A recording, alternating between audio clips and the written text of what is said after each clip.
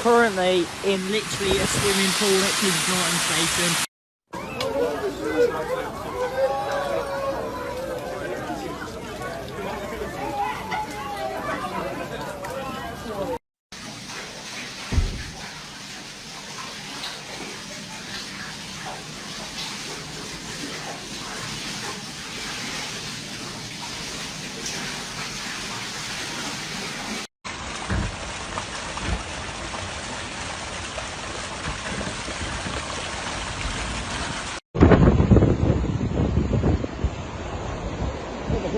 Aye.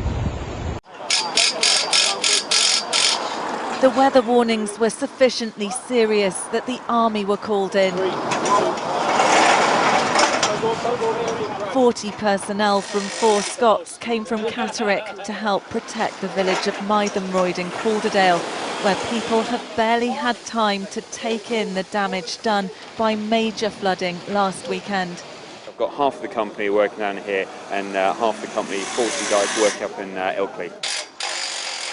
I think there's just a general concern that they've got to get themselves prepared for, we don't know how much water is going to fall, but probably quite a considerable amount in the next sort of 24 hours, 36 hours. More than 200 properties flooded here last week when a month's rainfall came down in just 12 hours. The sheer volume of rain that fell took everyone here by surprise. So this time around, no one's taking any chances.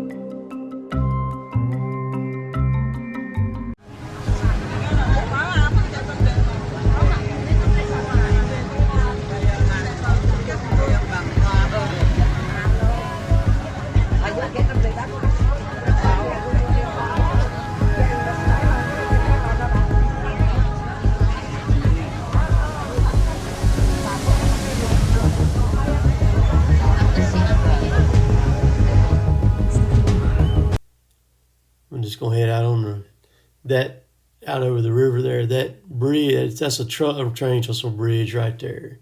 And that other bridge that you can see the cars going across it, that's the 82 bridge. This between Columbus and Starkville right there, 4-lane bridge. All right, so coming up, here's the next set of video. All right, this is Friday afternoon right here. This is the soccer complex, Columbus soccer complex. You can see the soccer fields are completely underwater now. If you go back a day or so and look at my other river flood video, this field wasn't nowhere near like this yet. You can see that light pole right there. Look at that garbage can. That's the top of a garbage can. You can see right there by it. But I'm pointing toward Highway 45, and that's the mall area over there. And I'm going on up. The wind wasn't quite as bad today, so I sent the drone on up to about 360 feet high. That's 45, Highway 45 right there on the right. Second to try and get to a shelter and then end up getting stuck on a flooded road. Now this is what Nat Pond Road looks like, and you can see the water is coming over the road in some places and it's about to cover it in others. Emergency management officials said it's especially dangerous because you can't tell how deep it is, and that water is about 3 feet deep. Now the EMA is concerned people in a hurry will run out in severe weather and may end up in a dangerous situation. The fast rising waters here were about waist deep, and it really did a number on the 70 homes here, but this was just one of many areas that were hard hit. Oh, it's so scary too. Flooding is so absolute when it's coming toward you. You know, what do I leave? What do I take? Take yourself, Just get out. And get out, because obviously dealing with a really tough situation. The U.S. Army Corps of Engineers are talking about people responding. Well, they have increased the water flow in Mill Creek, but they say the channel is operating as intended. They're also monitoring other bridges in that area, trying to figure out, you know, again, direct waterways. You come down the hallway here, carpet's all full of mud. You got the mattresses are completely destroyed, and my drawer is full of water. And at that time it was chest high, and you realize this is real. This is really happening. And we got back here and got like the rest of the things up off the floor, got in the truck, and I can tell you the hardest thing you've ever done is to get in the truck and drive away and never know if you're going to see those things again.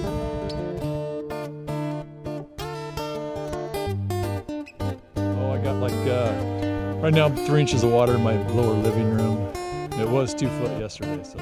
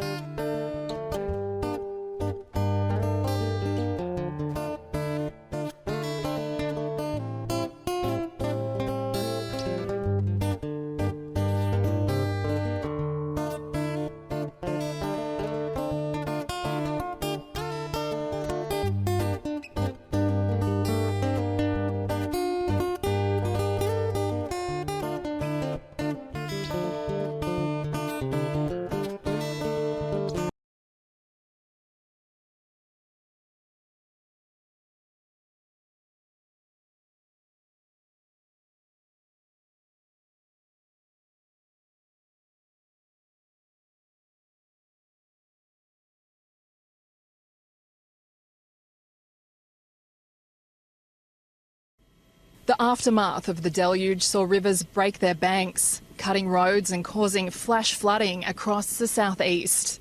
The Gold Coast got a soaking. Woofdene received 143 millimetres in 24 hours. It's now the wettest month on record for the coast, with more than 550 millimetres falling in the past 2 weeks. In northern New South Wales, floodwaters cut off the town of Tumbulgum. Dozens of schools and childcare centres have been closed, but kids have been kept entertained. It's nice and cold and refreshing. Better than being inside playing PlayStation, that's for sure. Yeah.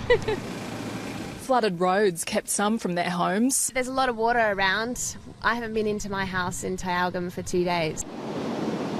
Big swells closed all Gold Coast beaches, but hundreds of curious surfers couldn't stay away.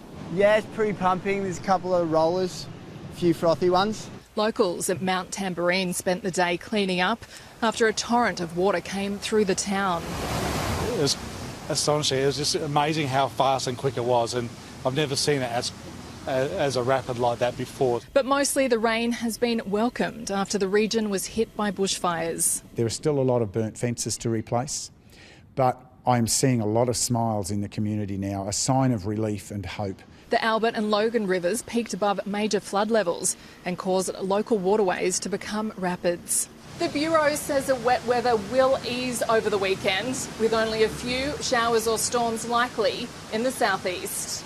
Temperatures are expected to stay around 30 degrees. Gemma Sapwell, ABC News, Gold Coast. Children at Murwillumbah made the most of their day off school. It was a welcome distraction from flooding, which had made for a nervous night. Fox News alert now. Over 64,000 coronavirus cases now confirmed all around the world. China revealing more than 1,700 of its medical workers have been infected with that disease. There are also new developments this morning involving that quarantine cruise ship that's docked off the coast of Japan. Following it all for us is Benjamin Hall. He is live in London with the global reaction. Good morning, Benjamin. Good morning, Ed. And yes, finally, some good news for all those people on board that cruise ship, the Diamond Princess. Among them, over 400 Americans. They have been quarantined for 11 days, and that is at the end of a 14-day cruise. Well, now, finally, a few dozen of the older passengers are going to be allowed to disembark. In China, however, the virus is still spreading. Over 5,000 new cases, 121 new deaths in the past 24 hours alone, and that on the back of yesterday's huge spike of 15,000 new cases. China also disclosing, as you pointed out on Friday, that over 1,700 medical workers had contracted the virus and 6 of them had died. The US is now also concerned about North Korea. Although the North insists it has no cases, South Korean news reports now say there have been deaths in the country. And frankly, with such a dysfunctional public health system, the fear is that this could decimate the hermit kingdom. The State Department has also said it will not stand in the way of aid going to North Korea to fight this virus. And still, we are getting criticism coming out of China's response.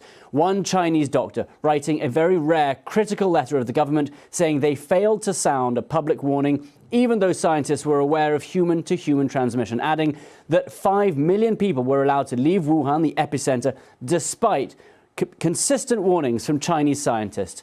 And what we've seen China do today is come out with their health commission and try and ease the nerves of the international community. They've said this is not spreading like wildfire outside of China. 99% of cases are in China. Nevertheless, countries around the world taking no chances, and in the US in particular, the CDC making sure that it has all eventualities in place, saying they're preparing for it to take a foothold there and that it is likely to spread. And they are all over this. New numbers just in from China, 2,400 new cases today, nearly 67,000 people now affected worldwide. Also, 139 new deaths, pushing the total above 1,500. This video just in from Wuhan, a new hospital under construction there. And the picture all of China is celebrating tonight. An entire family stricken with the virus, rushed to the hospital 14 days ago, has recovered. The parents and the baby released today. Now, Meg Terrell with new news and fears tonight from the medical community on how easy this illness may be to spread. It's fascinating stuff, Meg. It really is, Tyler. So researchers, of course, are trying to define just how infectious the novel coronavirus is. And the public health term for that measure is R0. And the current estimate for COVID-19 is between 2 and 3, meaning every case may, on average, infect 2 to 3 more people.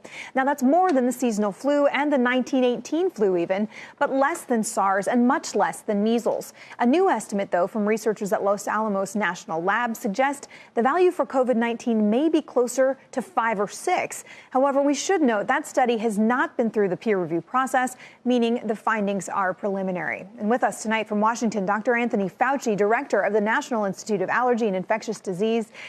Dr. Fauci, thank you so much for joining us tonight. And as the information in the picture is evolving so quickly, what can you tell us about what you've seen about the infectiousness of COVID-19?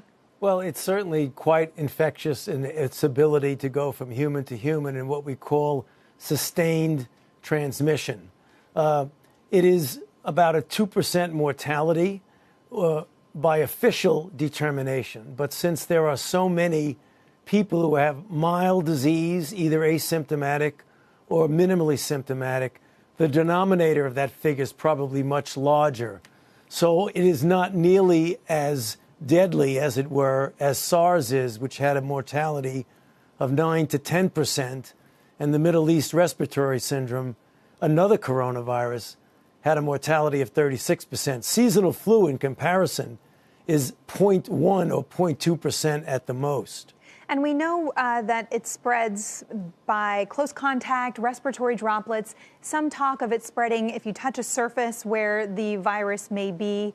Some people are wondering, could there be airborne spread of this virus? What have you seen?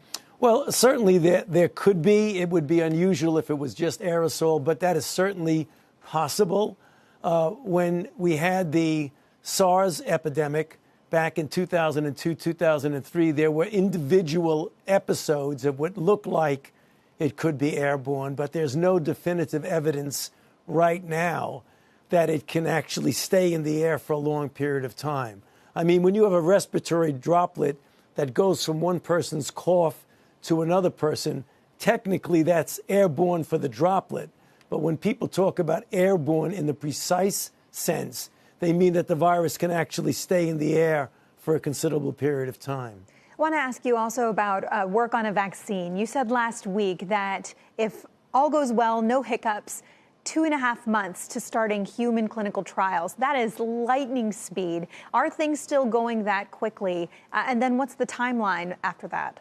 Yes, things are going that quickly. We're right on time to be able to start what we call a phase 1 trial to determine safety and whether it induces the kind of response that you would hope would be protective. That's done in a limited number of people, 20, 30 or so people. After about 3 months after that, which would bring us to the 6-month mark, we would know the answer to that.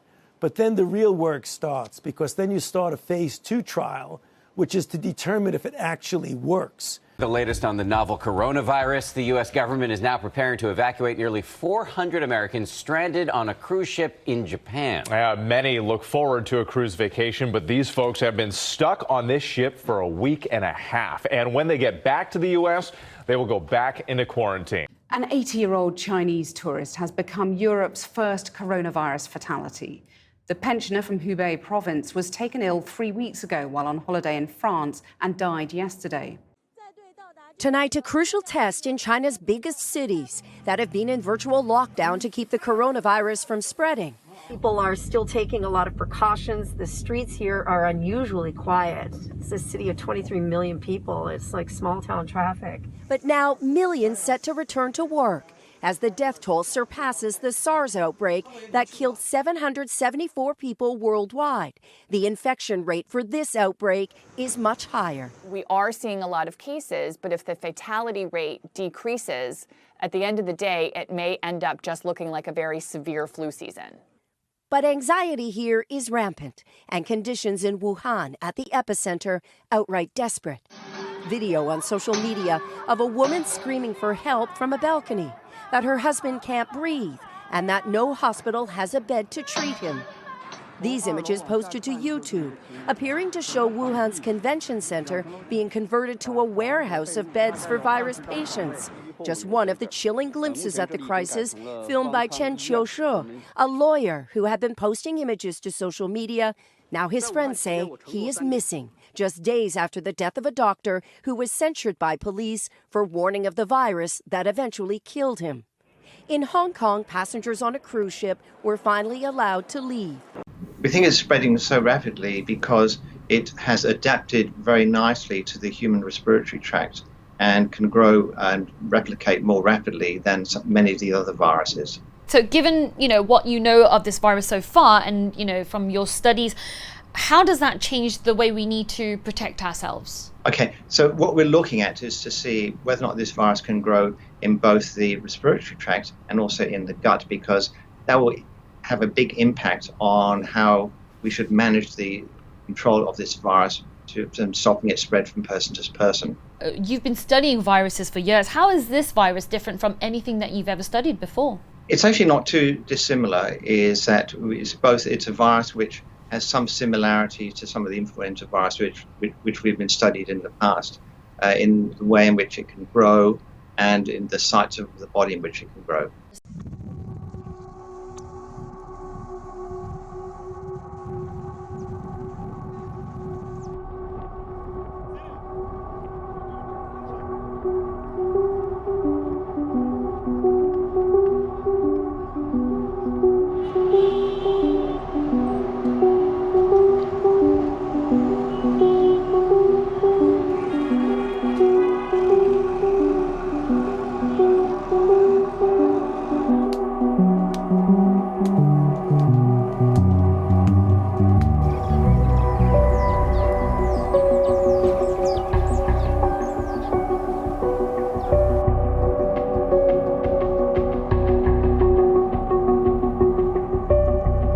Time for the international community to understand that it is an issue that needs to be dealt with now.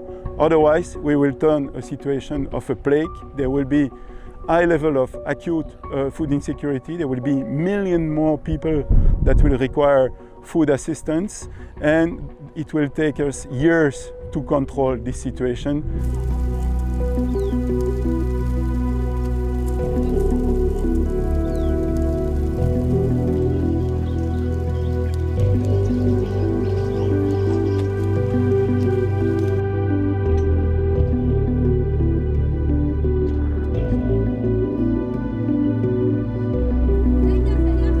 Sisi huwa tunategemea sana huu msimu.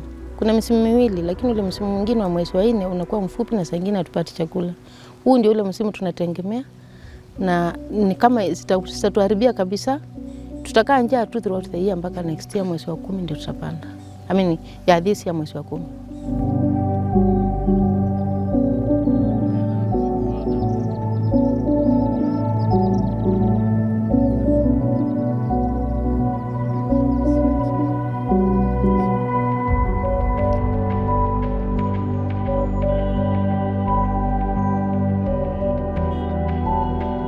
problem we have in the region is that the planting season will occur very soon.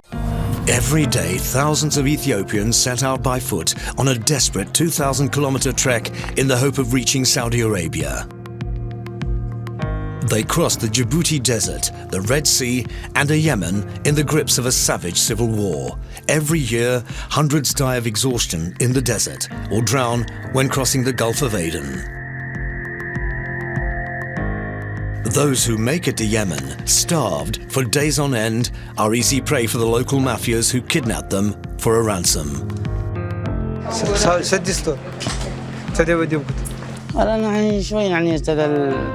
Our reporters followed the migrants on their journey, documenting with exclusive footage the extent of human trafficking. Chinese tech giant Huawei again the target of U.S. prosecutors, as new charges including circumventing sanctions imposed on North Korea, stealing trade secrets and racketeering are leveled against the company. The new charges in this case relate to the alleged decades-long efforts by Huawei and several of its subsidiaries, both in the U.S. and in the People's Republic of China, to misappropriate intellectual property, including from 6 U.S. technology companies, in an effort to grow and operate Huawei's business. Huawei is accused of stealing internet router code, antenna technology, and robotics. In their indictment, investigators cite the arrest of a Huawei employee in 2004 who was caught in the middle of the night photographing a competing server that he had dismantled. Huawei has called the new charges without merit. This new indictment is part of the Justice Department's attempt to irrevocably damage Huawei's reputation and its business for reasons related to competition rather than law enforcement. After nearly 2 decades of war, a potential breakthrough in talks between the United States and the Taliban. The two sides have agreed to a partial 7-day ceasefire in Afghanistan, which many hope could eventually lead to an end to the 18-year-long conflict. U.S. officials, however, say the start of formal negotiations is conditional upon the Taliban reducing its violent attacks. In a major blow, Syrian government forces have now seized the vital road between Aleppo and Damascus. So, Gwen Baumgartner, you've been following this from London. So this is sort of a major shift in, maybe we're seeing the civil war wind down. I don't know. What's the latest here? It is a major shift. Good morning, Anne-Marie. Government forces have taken full control of the M5 highway, which they lost in 2012 to Syrian rebels. That's according to the Syrian Observatory of Human Rights. The highway links the capital Damascus to the second city of Aleppo and has been a key target for the government. A Syrian military commander said the seizure aims to evict terrorists from the highway. Government forces backed by Russia and Iran have been working to recapture large parts of northwest Syria from Syrian rebels and their Turkish allies. The government offensive has created a new humanitarian crisis with more than 600,000 people fleeing their homes as tension mounts between opposing forces. This morning, a Syrian military helicopter was shut down in Idlib province as Turkish-backed rebels continue to push back against Russian-led forces. Now to Jordan, where negotiations are underway over a Yemeni prisoner swap. Representatives from the United Nations are mediating the talks between Yemen's government and the Iranian-backed Houthi rebels, who have been fighting a civil war since 2014. A UN spokesperson described the prisoner exchange as ambitious as the third round of negotiations is underway. Yemen's humanitarian crisis, which has killed more than 100,000 people, adds international urgency to the negotiations. Protesters tried to stop the vote from taking place, but in the end it's a green light from Parliament. Prime Minister Hassan Diab's new cabinet has won a vote of confidence and can push forward with its plan to pull Lebanon out of a severe crisis. Diab admitted that the challenge the country is facing is enormous. Restoring trust is a long path that requires being honest with the people about the truth, as well as tangible achievements. Thousands in the streets outside made it clear that they have no confidence whatsoever in the new government. As they tried to block access to Parliament, tensions boiled over. MPs' cars were attacked, a bank was burned, and clashes between protesters and security forces left hundreds injured. Demonstrators blame the ruling elite for the country's worst financial crisis in decades. Pope Francis this week decided against allowing priests in the Amazon region to marry. The proposal from progressive bishops aimed to address the shortage of clergy there. The Pope, however, did not tackle the question of priestly celibacy in his response that was published on Wednesday. His decision comes months after a meeting of bishops at the Vatican in October to discuss the Amazon region. Canada Moss joins me now. She's a Cadbury professor at the School of Philosophy, Theology, and Religion at the University of Birmingham. So, Canada, why was Pope Francis originally considering lifting the celibacy requirements? Well, Pope Francis is, as you know, from Latin America himself, and this meeting of bishops was actually all Latin American bishops who were deeply concerned because there is a global shortage of priests in the Catholic Church. But in Latin America in particular, that means that there are regions as big as Oregon that only have one priest available to staff them. And what this means isn't just that people aren't getting to go to Mass, they actually aren't able to baptize their children, to get married with a priest there, or even to have priests perform funerals. I know that a lot of people were thinking that he was going to lift this restriction, at least in this area, because of those reasons. We heard from the former Pope, Pope Benedict, that he was very much against this through that book that was published with a little bit of scandal attached to it as well. Do you think that that had any influence in Pope Francis's decision? Well, I do think that Francis was aware that there was huge backlash from conservative Catholics within the church who looked to Benedict to sort of champion their cause. Nice to see you again. So happy you accept us. Mosh Kantor, president of the European Jewish Congress, was very pleased to be able to meet with Pope Francis. They previously met 3 years ago on the eve of the International Day of Remembering Victims of the Holocaust. The encounters seem to have left a mark on President Mosh Kantor.